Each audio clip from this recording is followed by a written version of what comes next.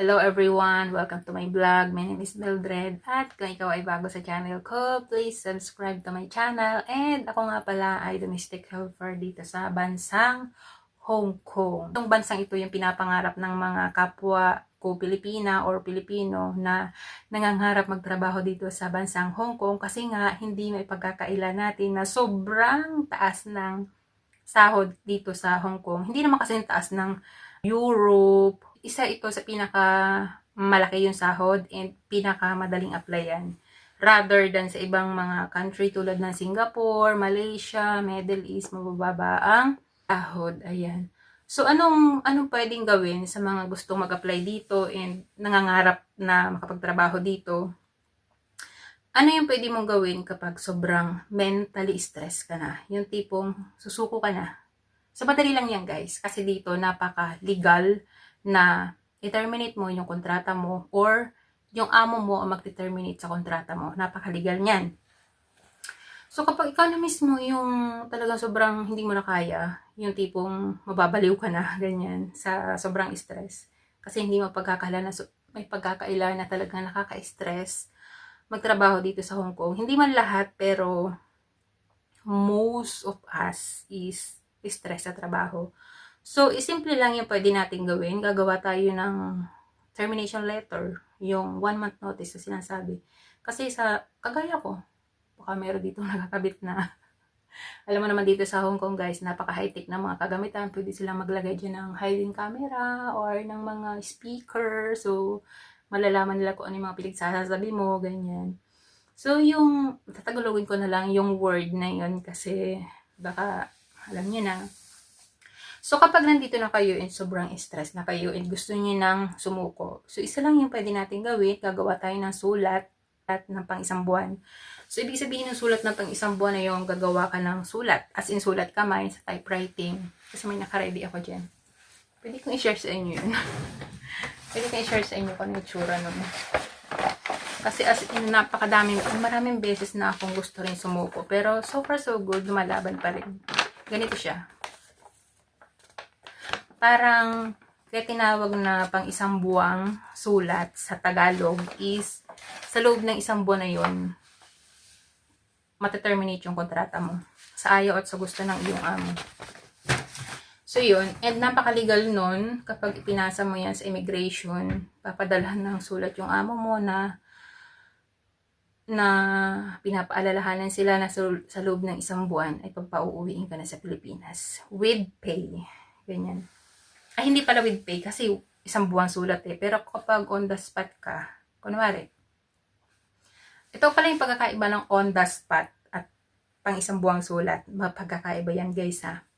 Kunwari, ikaw, halimbawa ako, on the spot ka ng amo ko. Sa araw na ito, kunwari, pinauwi ako ng Pilipinas. Babayaran niya ako ng isang buwang sahod kahit hindi ko pa yung napagtatrabahuhan kasi on the spot niya ako. Babayaran niya ako ng isang buwang sahod, plus kung ilang days pa yung pinagtrabahuhan ko, plus libreng ticket pabalik, plus food allowance. Yan, legal kasi yan. Plus, may plus pa pala dyan, yung annual leave na hindi mo ginamit. Kunwari, magwa 1 year ka na, tapos on the spot ka niya, babayaran niya yung 7 days na annual leave mo. Legal yun. Ngayon, kung ikaw naman yung nag-on the spot sa amo mo, ikaw ang magbabayad sa amo mo ng isang buwang sahod mo. Ikaw ang bibili ng ticket mo. Ikaw ang magbabayad ng 7 days annual leave mo. Yan, yun yung kabaliktaran pag ikaw mismo yung nag-on the spot sa employer mo. Okay? So, kapag naman yung pang isang buwang sulat ang iyong gagawin, kunwari ikaw yung magbibigay ng sulat sa amo mo kasi ikaw na yung aayaw. Maggagawa ka ng sulat sa katunayan na sa buwan na ito is pinuputol mo na yung kontrata, nakasulat doon, nakalagay doon yung kontrata number, yung ID number, yung passport number, pangalan mo, pangalan ng amo mo, address ng amo mo. Doon, na nakasaad doon na kunwari date ngayon, tapos bilang ka na isang buwan, susulat mo doon yung date. Basta't yung pang isang buwan, sa loob ng isang buwan na yun, mapuputol yung kontrata mo. Yun yung tinatawag na isang buwang sulat. Ngayon, kung yung amo mo naman ang magbibigay sa iyo ng isang buwan sulat, ganun din. Bibigyan ka niya ng sulat. Nakalagay doon yung pangalan mo, yung passport number mo, kontrata mo, kung ano yung, kumbaga, papalitan lang yung pangalan. Basta siya yung magbibigay ng pang isang buwan sulat sa'yo. Sa loob ng isang buwan na yun, go back to Philippines ka na. Okay? Yan yung sinasabi ko sa inyo na ano yung pwedeng gawin kapag stress na kayo or gusto niyo na sumuko. Yun lang, gagawa lang kayo ng sulat at ipasa niyo sa immigration or ibigyan niyo yung amo niyo. At least alam niya na magpapasa ka ng sulat. So, aware sila na gagawin mo yun. Pero may mga times na kapag nagbigay ka ng sulat sa amo mo and hindi ka pa nakapagpasa sa immigration, may mga times na nagbabago yung mga amo. Kunwari, kaya ka ayaw kasi nahihirapan ka or may ayaw ka. Kapag binigyan niyo sila ng sulat at hindi mo pa naman napapasa sa immigration, magbabago yung sitwasyon kasi magne-negotiate kayo eh. Sabihin niya, bakit ayaw ka na? So, sasabihin mo na gano'n, nahihirapan ka sa ganito, nahihirapan sa ganyan, sa ganyan. Pwede nilang bawasan yung trabaho mo. Nangyayari yan, guys. And then, kapag na-stress ka na, yung pag sinabi mo yung gano'n, siyempre mag-uusap kayo. Pero hindi lahat ng amo gano'n yung nangyayari ha. Pero may mangilan-ngilan na kapag binigyan mo ng sulat yung amo mo, may times na nagbabago sila. Tulad ko, hindi ko naman ibinigay yung sulat do sa amo ko kasi ganito kasi yan guys. Kasi nga, di ba, alaga ako bata. So, medyo nai-stress ako. Actually, nakagawa na talaga ako ng sulat. Matagal na. Tapos, yung times na siguro mga 5 months pa lang ako or 4 months or 3 months, hindi ko na matandaan. Kinausap ko sila tungkol doon sa bata. Sabi ko, kapag laging ganyan, yung ugali ng mga bata at kapag araw-araw silang ganyan, sabi ko, magbibigay ako sa iyo ng isang buwang sulat.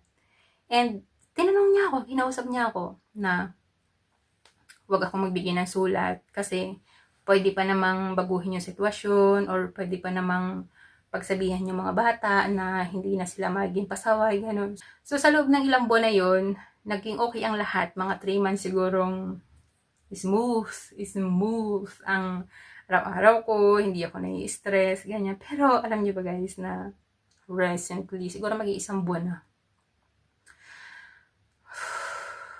alam niyo yung struggle is real pa rin. Parang bumabalik ulit na sa dati na yung mga times na talagang sobrang nai-stress ako. Pero ngayong buwan na to, stress is real again. Kaya yung sulat ko, naka-ready na naman.